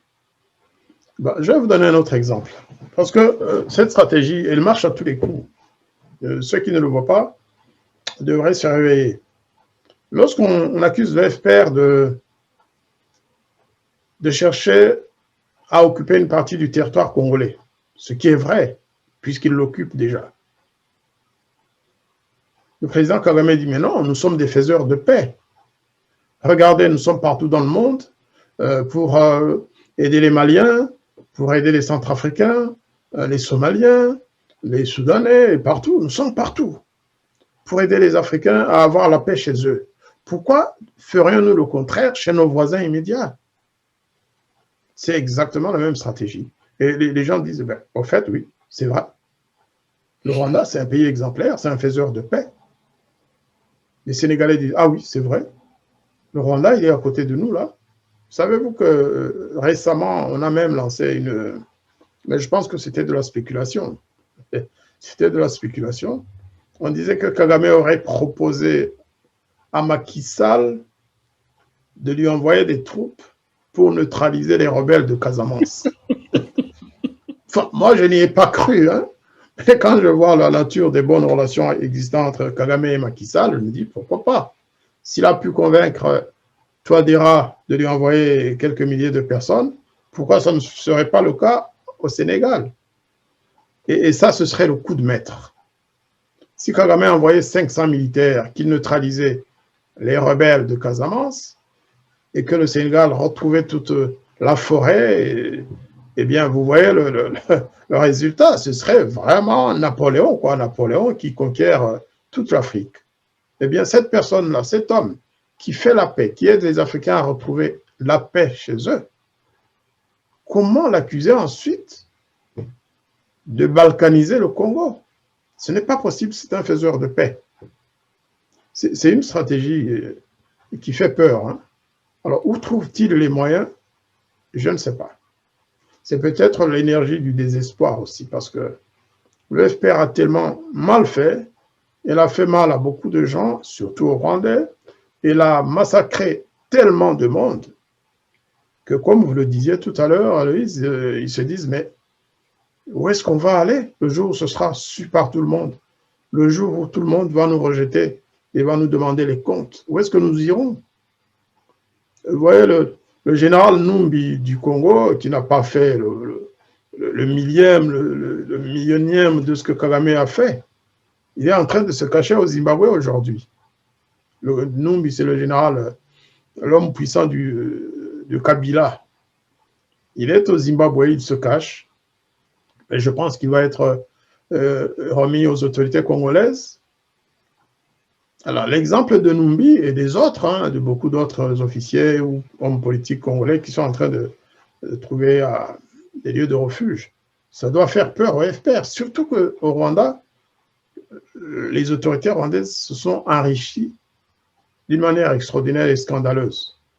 Donc, ils se disent, mais comme disait le président Bagaza à l'époque, il paraît qu'un jour, quelques Burundais, des ministres et autres ont dit au président, écoutez, monsieur le président, ça commence à faire, hein, les Rwandais, ils ont mis la main sur tout, ils ont même construit des usines, toutes les maisons de Bwiza ou d'ailleurs, ça leur appartient. Et le président Bagaza leur a dit, écoutez, les maisons n'ont pas de roues.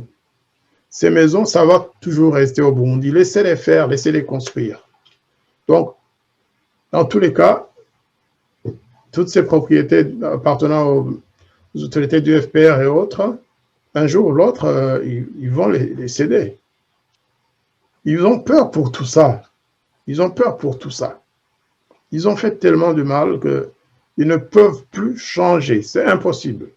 Vous savez, comme les autres, comme mes amis de la société civile ou nos camarades des partis politiques en exil, nous demandons souvent le dialogue avec le FPR, mais vous comprenez bien que on le fait, bien sûr, parce que nous sommes des hommes de paix.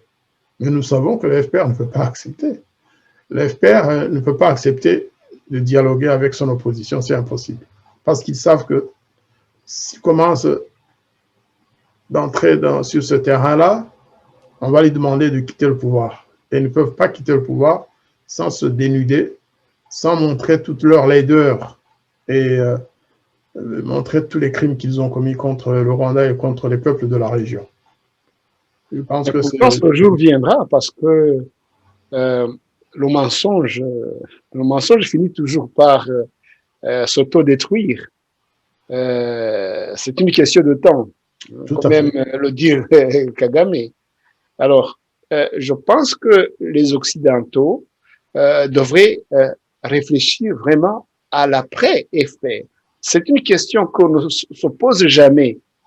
Pourtant, cette question, elle est très importante parce que les dégâts pourraient vraiment être irrémédiables. Donc, cette question, on dirait que les Occidentaux ne la préparent pas, ne se la posent pas. Pourtant, c'est une question importante, monsieur l'ambassadeur. C'est une question importante, hein. C'est une question très importante, mais je crois aussi qu'ils ne vont jamais se la poser tant qu'ils ont leur compte dans la situation. Ils sont satisfaits de la situation actuelle où il y a un dictateur qui fait ce qu'il veut, mais qui respecte parfois leurs intérêts, en tout cas les intérêts de certains, les grands de ce monde en tout cas, des hommes d'affaires puissants, des Belges, des Américains, des Anglais, des Congolais, et des gens qui ont un mot à dire dans leur pays en fait. Parce que là aussi, c'est une stratégie qui paye. Quand vous voyez les grands magnats américains qui ont acheté des terres au Rwanda, qui ont construit des maisons, quand vous voyez je ne vais pas citer les noms, mais les réseaux de tel ancien premier ministre anglais, de tel ancien président français, de tel ancien ministre belge, très puissant, ou de tel ancien premier ministre belge,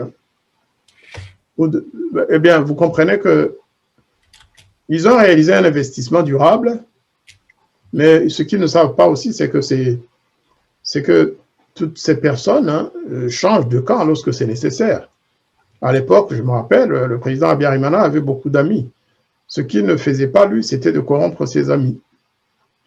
Mais il y a beaucoup de gens qui l'appréciaient et lui a pensé que c'était définitif. Il n'a pas investi dans la corruption. Il n'a pas investi. Quand vous voyez l'argent que le gouvernement rwandais paye à des médias occidentaux, notamment ici en France, pourquoi la vérité tarde à venir, notamment en France, c'est tout simplement parce qu'il y a une presse, des grands magazines d'intérêt africain ou occidentaux qui sont là pour colporter des rumeurs contre ceux qu'ils pensent être des opposants, ou alors qui vont à rebours de la vérité. Lorsqu'on dit que le FPR a fait ceci, ils écrivent des livres au moment opportun pour dire non, non, non, non, le mapping n'a jamais existé. C'est des mensonges, le rapport mapping. Croyez-moi, c'est grave, quoi. Lorsque un grand journaliste, entre guillemets, ose écrire un livre où il raconte que le rapport mapping, que c'était un complot ourdi par les ennemis de Kagame, c'est vraiment incroyable. Alors que les Nations Unies y ont travaillé pendant des années. Quand on voit tous les rapports de Human Rights, d'Amnesty, de toutes les ONG de défense des droits de l'homme sur les crimes du FPR, et qu'un grand journaliste français écrive un livre pour dire tous ces gens-là, c'est des corrompus, ils ne savent rien. L'ange, le saint, c'est Paul Kagame, c'est pas ce. Mais vous dites, il ne peut pas le faire gratuitement, c'est impossible. On ne peut pas faire le tour du Rwanda, de la République démocratique du Congo, avec des arachides. Hein. On ne va pas loger dans des hôtels partout à Kisangani en payant avec des arachides. Hein. C'est de l'argent. Et je ne pense pas qu'un journaliste ait les moyens de financer cette opération sans l'aide d'un gouvernement étranger, et c'est ce qu'on va voir bientôt d'ailleurs. Je pense que certains ont poussé ils sont allés dans l'outrance, et ça va leur retomber dessus, et peut-être que la vérité sera connue. Mais là, une fois encore, la grande responsabilité, c'est nous. Aloïs, vous avez dit, il faudrait que ces gens ouvrent les yeux. Oui, mais nous, est-ce que nous, les Rwandais, nous faisons tout? Est-ce qu'on n'est pas trop divisés? Est-ce qu'on n'est pas trop dispersés? Vous pensez que les gouvernements des grands pays du monde vont nous écouter si nous ne nous mettons pas ensemble? Et se mettre ensemble, ça ne veut pas dire renoncer à son autonomie ou à ses idées, non. C'est se mettre ensemble sur l'essentiel, se mettre ensemble pour transmettre le message de la vérité et quelque part constituer une alternative. Et je pense que ça vient, la société civile est très active. C'est vous qui êtes le président de notre coordination, vous le savez. Les partis politiques commencent à se mettre ensemble pour justement fédérer leurs moyens. Je crois que l'expérience va nous instruire. Il n'y a pas de raison de désespérer, au contraire. Non, je ne pense pas, parce que plus le FPE aussi va très loin dans ses excès, et plus aussi ça soude les gens qui étaient originellement divisés. Et je pense que c'est le FPR lui-même qui va donner à ses opposants la force de le combattre. Revenons en France. Aloïs, sans parler seulement des opposants. Il faut penser à nos amis, nos frères, nos sœurs, nos petits frères, nos petites sœurs qui sont au Rwanda. Il y a un courant extraordinaire de courage. Il y a cette dame, Yvonne Ida Mange, il y a ce journaliste Tchouma Hassan, il y a toutes ces jeunes personnes qui donnent de leur vie, qui payent de leur vie pour conquérir la liberté. Donc, l'opposition extérieure, très bien. Mais moi, je suis très admiratif de ces gens qui sont au Rwanda et qui osent. Vous regardez Victoire Ingabire qui a passé 8 ans en prison. 8 ans en prison. Mais à la sortie, elle a poursuivi son objectif, elle parle. Je suppose qu'elle doit prendre aussi quelques précautions de sécurité, mais elle n'a pas abandonné son combat. Son ami Bernard Ntaganda et tous les autres, le jeune Silver Mouizerwa, et tous les autres, en fait. Qui a failli être kidnappé avant. Récemment, voilà, exactement. Vous voyez, quelqu'un comme Aimable Karasira, c'est quelqu'un qui est très intelligent d'ailleurs. Ils ont essayé, dit-il, de l'acheter. Et ça ne m'étonne pas. Quand il n'accepte pas d'être acheté, il est menacé. Tous ces gens nous devons, à supposer même que nous ayons quelques raisons de ne pas être soudés, nous qui sommes à l'extérieur, l'intérêt de ces gens devrait nous mettre ensemble pour les défendre, nous mettre derrière eux et pour les protéger. Moi, je ne suis pas de ceux qui leur disent de s'offrir en holocauste, en martyr. Non, non, pas du tout. Je ne demande pas que les gens deviennent suicidaires. Non, je pense qu'il faut une vision globale de la question, parce que leur dire seulement, vous qui êtes à l'intérieur, opposez-vous à ce régime dont les méthodes sont vraiment très connues. C'est pas facile. Je pense que ça serait vraiment les envoyer au suicide et moi non plus, je ne suis pas de cet avis. Ceci dit, s'ils pensent qu'ils ont, à partir de leur position actuelle au Rwanda, s'ils pensent qu'ils peuvent faire bouger les lignes, on ne peut pas non plus leur dire attention, il y a un danger. Non, non, non. Ils sont exactement. Voilà. Ils sont conscients. Parce que c'est eux qui sont en première ligne. Tout à fait. Et ils savent la force de l'adversaire. Ils savent où peut aller l'adversaire. Ils savent comment mesurer leur avancée. Je pense qu'il faut leur faire confiance et ils le font très bien. Et d'ailleurs, même le FPR ne leur laisse pas le choix, beaucoup de choix.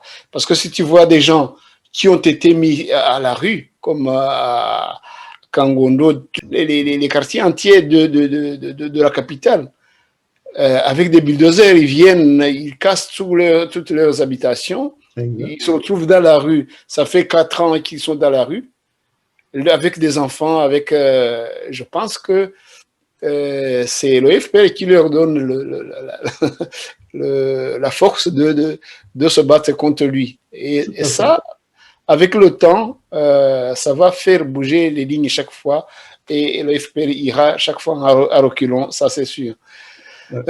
Si vous me le permettez, monsieur l'ambassadeur, revenons un peu en France, parce que c'était le début de notre émission, déjà en allant vers la fin de notre émission d'ailleurs. Le général Lecointre, c'est pas quelqu'un, comme vous l'avez dit, c'est pas quelqu'un d'anodin, c'est pas quelqu'un d'ordinaire. Et quand il tape sur la table comme ça, je pense que les politiques devraient quand même essayer de l'écouter, non? Je suis convaincu que oui. Quand d'un côté, le capitaine Guillaume Ancel, qui est devenu lieutenant-colonel quand même, retraité, quand il propage des mensonges, quand il raconte que la France était au Rwanda, non pas pour des raisons humanitaires, mais pour arrêter le FPR, que la France a aidé les génocidaires à fuir. Alors que dans son rapport premier, il avait affirmé avec beaucoup de courage, il avait vanté le courage de Turquoise, les résultats de Turquoise. Il avait raconté comment Turquoise avait sauvé les Tutsis, notamment en préfecture de Cyangugu et partout ailleurs, et que quelques années plus tard, après un voyage à Kigali, il dit le contraire. Je suppose que les personnalités politiques qui comptent, qui connaissent la vérité, qui connaissent le général Lecointre, sauront faire la différence. Il n'y a pas, on ne peut pas mettre en balance les propos de Guillaume Ancel. Là, je suis en train de lui faire la publicité, mais il est là, il faut savoir qu'il est là, avec tous ceux qui le dirigent, en fait, parce qu'il est toujours coincé entre deux membres étrangers du FPR et le général Lecointre. Il n'y a pas, on ne doit pas se poser de questions. Il faut absolument revenir sur l'essentiel et suivre la voie tracée par le général Lecointre, par le général Lafourcade, celui qui commandait Turquoise, par le colonel Hogar et par tous les autres qui ont vécu au Rwanda, qui passaient leur journée à mouiller leur chemise, à sauver les gens. Donc, moi, ce que je recommande, c'est vraiment que, et je pense que le temps est venu peut-être aussi d'aller dans ce sens, d'appuyer là où il faut appuyer, en disant, mais la France se réveille. Enfin, je ne vois pas comment, parce qu'on en parle. Demain, le président Macron ira peut-être au Rwanda, si le corona lui permet de le faire. Parce qu'au-dessus des présidents, des chefs d'État et autres, maintenant, il y a un maître absolu, c'est le coronavirus. Donc, si le coronavirus lui permet d'y aller, je vois très mal le président Macron tapoter sur les épaules de Kagame lorsqu'il aura fini d'accuser la France de participation au génocide des Tutsis. En sachant que son chef d'état-major, le chef d'état-major des armées, dit et pense le contraire. Et je suppose qu'avant de faire cette déclaration, le général Lecointre a peut-être parlé au président Macron. J'ose espérer, parce que normalement, les militaires sont astreints à une obligation de réserve. S'il a pris une telle position avec des mots clairs, sans passer à côté, c'est certainement qu'il a la bénédiction quand même du gouvernement français, enfin, en tout cas de son chef, le président de la République. Et c'est tout ce que moi et les autres demandons. On n'a jamais demandé au président Macron de ne pas relancer la coopération et les bonnes relations avec le Rwanda. Ce n'est pas de notre ressort. En plus, si la France aide le Rwanda, et si ça se passe bien, ce sont nos parents restés là-bas qui vont en profiter peut-être, si le gouvernement veut bien les faire profiter de cette coopération. Donc, c'est loin de nous l'idée de gêner la diplomatie française en direction du Rwanda. Mais nous disons quand même que les autorités françaises ne sont pas des aveugles et qui ne sont pas, qu'ils ont des oreilles, qui doivent écouter ceux qui connaissent la situation. Surtout les Rwandais. Les Rwandais, qu'est-ce que moi j'ai à gagner? Si la France avait participé au génocide, je ne serais pas ici en train de parler comme ça. Hein. Je taperais sur la France aussi comme tout le monde. Justement, on a l'impression que la France a des difficultés à séparer les gens qui la trahissent, donc qui trahissent la France, et les gens qui l'aiment, qui ont son patriotisme. Cette ligne, est-ce qu'elle est si invisible? Pourquoi? Bon, évidemment, on a parlé de la main du FPR qui va jusque-là, mais avec le temps, est-ce qu'on ne se réveille pas? Moi, à un moment donné, j'avais lancé une terminologie qui a failli me coûter cher, hein, parce que certains m'ont dit, attention, hein, vous parlez de la France, là. J'avais dit que la France avait une diplomatie sadomasochiste, qui a tendance à aider ceux qui la frappent le plus fort. C'est-à-dire, un sadomaso, c'est quelqu'un qui aime souffrir et qui dit « frappez-moi encore, frappez-moi davantage, j'aime souffrir, frappez-moi ». Et moi, donc, je l'avais mis sur tweet et j'avais donné copie à un ministre des Affaires étrangères d'ici. On m'a dit « tu y vas trop fort quand même, hein ». Sadomasochiste en parlant de la diplomatie française. Et je me suis expliqué, j'ai dit, moi c'est mon impression. À Kigali, on vous tape dessus tous les jours. On manque. Évidemment, pour monsieur le ministre aussi, je pense que la vérité est parfois difficile. Elle est difficile, mais ce n'est pas lui qui a été mis en cause, hein. C'est la diplomatie depuis un certain nombre d'années. Hein. Il y a eu plusieurs ministres qui ont pratiqué cette diplomatie. Mais vraiment, je pense, parfois je m'étonne. Remarquez que tout le monde ne m'est pas tombé dessus. Il y en a qui ont dit, ah, là c'est vrai. Vous avez mis le doigt là où il faut. On est des sadomaso. Et mais le président Macron n'est pas dans cette ligne-là. Il va finir par dire la vérité. Vous savez, il y a quand même des personnes courageuses, hein, qui connaissent la vérité sur l'histoire du Rwanda de ces années-là.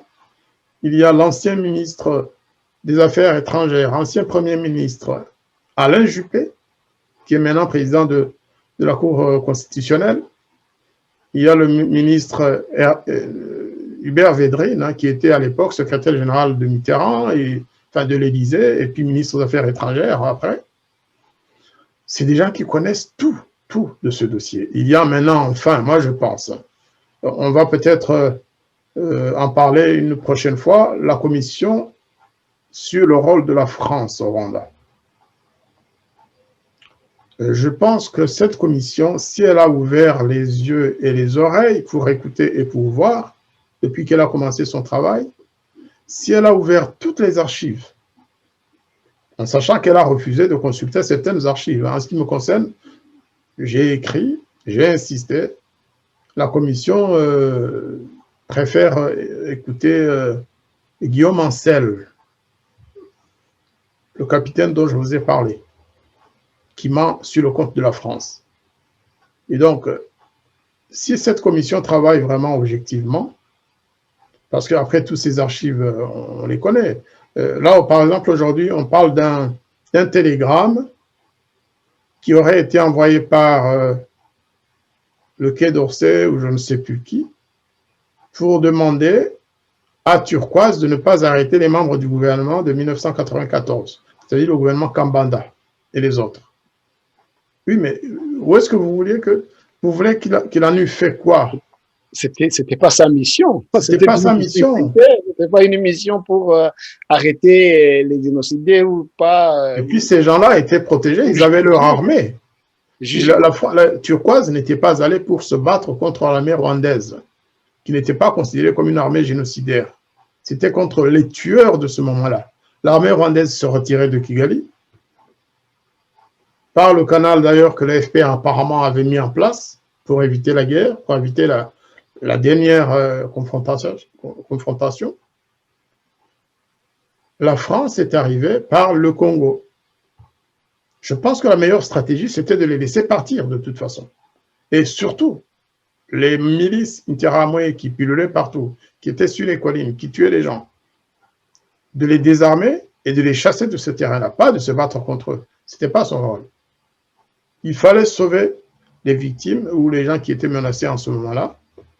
Si on avait commencé par aller se battre contre le gouvernement, contre l'armée rwandaise, mais il y aurait plus eu un seul outil de survivants dans la zone de sécurité. Hein. Donc, tout ça, on parle de ce télégramme, moi, je me dis parfois, mais ce n'est pas possible. Comment une commission peut considérer un tel document comme un document ayant encouragé le gouvernement à... Quand on demande au gouvernement de débarrasser le plancher, ce n'est pas pour l'aider à tuer les gens. Quand on lui dit, la porte est là, Goma est là, partez tout de suite. À Tchangougou, on dit aux Interahamwe, remettez vos armes et passez par la rivière ou par le pont, mais surtout quittez notre zone. Il devait y avoir la justice internationale et des mécanismes internationaux pour juger, pour attraper les criminels. C'est pas la mission turquoise. La mission turquoise avait un objectif. Imaginez-vous à Kigero. Tout à fait. Et elle avait une résolution qui mettait en place cette mission et qui déterminait son rôle, son champ de manœuvre. Donc, il n'était pas question d'en sortir. Je voulais donner l'exemple de Kibero, où le FPR a massacré 8 000 et plus, en fait. Oui, plus de 8 000 personnes devant les militaires internationaux, donc des Nations Unies, et ils n'ont rien fait. Ils ne pouvaient rien faire. Hein. Parce que c'était pas leur mandat de prendre ces criminels du FPR, de les emprisonner, non, quand même, c'est exactement la même chose. Dallaire, le général Dallaire, pendant que les militaires belges se faisaient assassiner dans le camp de Kigali, il est passé pas loin de là, on lui a dit, il y a des militaires, des anciens blessés de guerre qui sont en train d'assassiner vos hommes. Ça se passait pendant que Dallaire, lui, allait participer à une réunion de l'état-major. Et Dallaire ne pouvait rien faire. Hein. Il n'avait pas de militaires chargés d'aller se battre contre les Rwandais qui étaient en train de massacrer les Belges.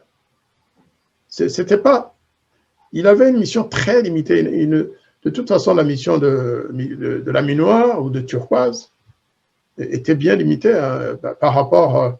et encore, turquoise au moins pouvait se battre contre ceux qui l'attaqueraient. Hmm. Mais la minoire devait faire profil bas. Profil bas. Et de toute façon, la mission turquoise a sauvé plus de Tutsis que le FPR et que la minoire réunis. Il faut qu'on le dise aussi. Vraiment à arrêter le génocide dans cette partie qu'elle occupait, la turquoise. Et le problème, c'est que les témoins, ils ne sont pas entendus. Non. Ils sont entendus, mais ils ne sont pas considérés. Je pense que les choses devraient changer, monsieur l'ambassadeur. Bon, les choses devraient changer, puisque vous parlez de témoins, Aloïse. Les membres du gouvernement de l'époque, parce que la France est restée au Rwanda du 23 juin au 10 août, je pense, ou au 21 août, nous, on était au gouvernement. On était très admiratifs de ce que faisait la France. On a remercié la France d'avoir dirigé cette mission, d'avoir sauvé des Tutsis et des Hutus qui étaient menacés par les miliciens interamouais. On a rendu visite à la zone et ce sont les troupes de Turquoise qui nous protégeaient et qui nous protocolaient. On a rencontré les Tutsis sauvés par Turquoise grâce à la coopération des militaires français. Ils nous ont raconté comment les troupes françaises les avaient sauvés, comment ils sont allés les chercher dans des trous, comment ils ont neutralisé les Interahamwe pour les sauver. Moi, j'ai une cousine qui a été sauvée, a quand même été sur la route pendant que les jeeps françaises passaient. Et elle courait derrière elle, il y avait des Interahamwe. Les militaires français se sont arrêtés. Ils ont pris la cousine, ils n'ont pas tiré sur les Interahamwe puisqu'il n'y avait plus d'objets. Ils l'ont amenée à Nyarushishi. Et je vais pleurer sur ça. Je vais accuser la France d'avoir sauvé ma cousine et donc d'avoir aidé ces Interahamwe à la tuer alors qu'ils l'ont sauvée. C'est ça que le gouvernement français et les autres devraient faire. Nous écouter. Vous, Aloïse, je ne vais pas revenir sur ce que votre famille a subi pendant cette période. Mais vous avez été à Kiangougou pendant la présence de Turquoise et vous savez. Oui, j'étais voilà. Tout le temps. Donc, voilà. Avec la mission Turquoise, exactement. J'ai vu comment, de mes propres yeux, je vivais avec des gens qui aidaient la mission Turquoise, qui collaboraient avec la mission Turquoise pour amener la paix et pour protéger ceux qui devaient l'être. Et pour soigner les malades. Il y avait une organisation qui a été mise, une organisation locale qui a été mise sur place et qui a travaillé conjointement avec la minoire pour amener la paix, pour protéger. Tout ça, ce sont des actions quand même qui devaient peser dans la mise en place des hôpitaux de campagne qui étaient installés à gauche à droite dans la zone turquoise pour soigner les malades qui avaient été blessés avant l'arrivée de Turquoise. Tout ça, c'est mauvais. Il ne fallait pas que la France le fasse. Alors, moi, je me dis, je crois que les Rwandais devraient parfois s'adresser aux bonnes personnes, par exemple au président Sarkozy, qui connaît la situation. Lui dire, Monsieur le Président, parlez, dites la vérité. Vous étiez ministre à l'époque, vous étiez porte-parole du gouvernement. Parlez, défendez votre pays, s'il vous plaît. Défendez le gouvernement auquel vous appartenez. Dernièrement chez Kagame. Non, c'est bon, il peut y aller pour l'influencer. Hein. Pourquoi pas? J'espère qu'il peut y aller pour l'influencer, pour lui demander de modérer ses ardeurs. Mais il faut qu'il le fasse. Il ne faut pas que les intérêts économiques du moment passent avant la vérité de l'action passée de leur pays à toutes ces personnalités.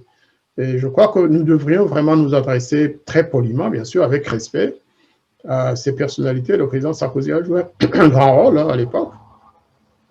Il a été chef d'État ensuite. C'est le premier chef d'État français, je veux dire, à avoir visité le Rwanda après le 94.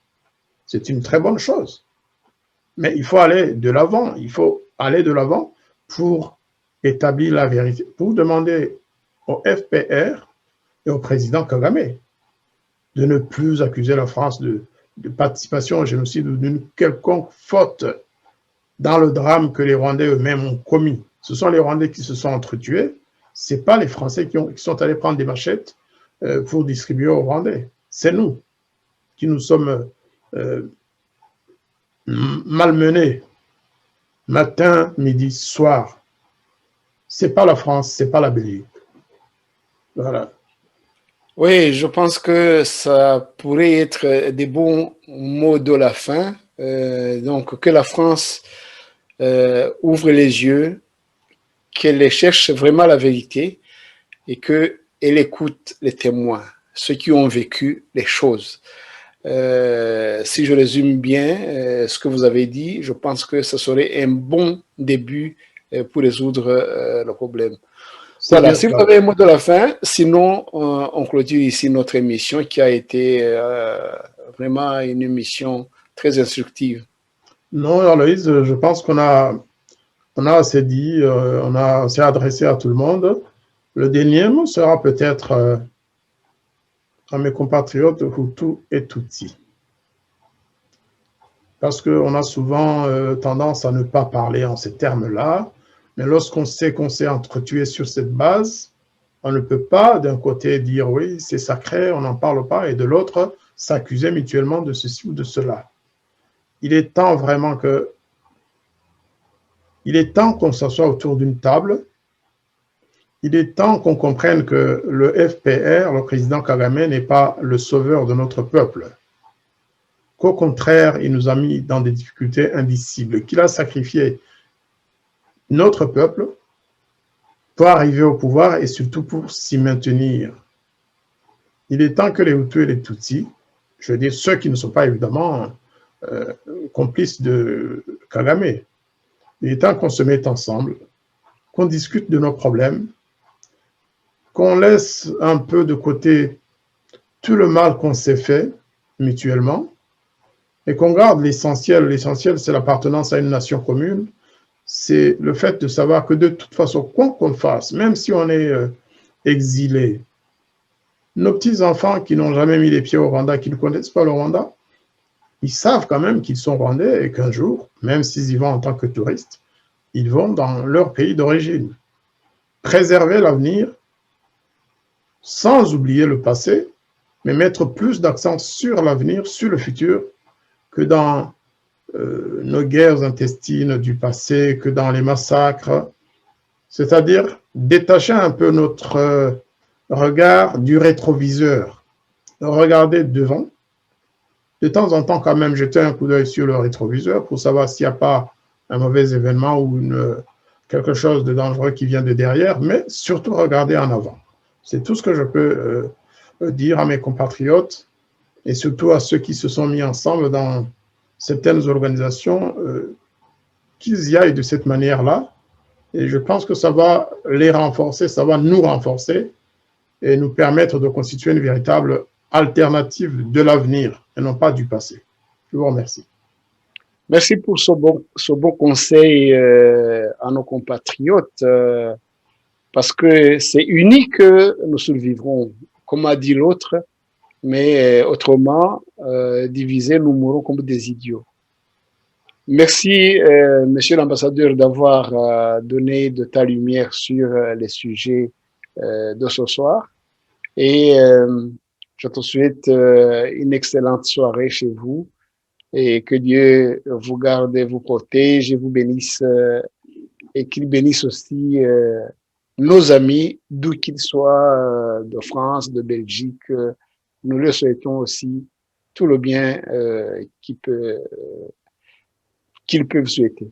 Merci. Je vous souhaite aussi beaucoup de bonnes choses. Hein, et je vous remercie vraiment de me permettre d'apporter ma petite contribution au débat sur la question ou sur les questions rwandaises. Et surtout, je félicite vraiment l'équipe de notre radio, Radio Urumuri, qui a transformé ce qui était au départ une petite radio sans importance. Aujourd'hui, nous sommes là avec plusieurs langues. On utilise le français, le Kinyarwanda, le Kiganda ou le Luganda. Bientôt l'anglais, je suppose. Radio Urumuri devient une télévision. La dernière fois, on en a parlé. Et je félicite l'équipe de Radio Urumuri. Et comme beaucoup, je continuerai à soutenir cette équipe-là au nom de certaines associations qui font partie du cadre de coordination ou de concertation de la société civile.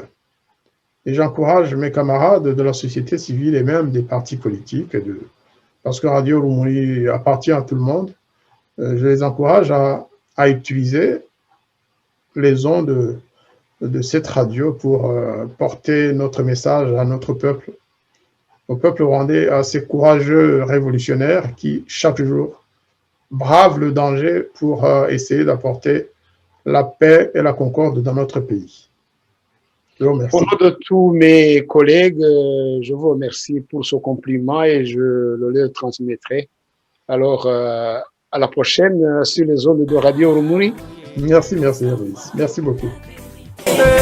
Au Rwanda, à Kigali, on veut savoir, mais qui a mis le feu? Au Rwanda, veut-on savoir la vérité? À qui le génocide a-t-il profité? À qui continue-t-il de profiter? Au Rwanda, veut-on savoir la vérité? À la communauté internationale ou l'ONU ou au Rwandais, à qui ça profité? Au Rwanda, On veut savoir. veut-on savoir la vérité? Communauté internationale et l'ONU, ce sont des noms pour blaguer l'Afrique. Au Rwanda, veut-on savoir la vérité? J'ai tiré ma conclusion, oh, que qui se sent mauvais aille se moucher. Au Rwanda, veut-on savoir la vérité? Au Rwanda, on veut la vérité.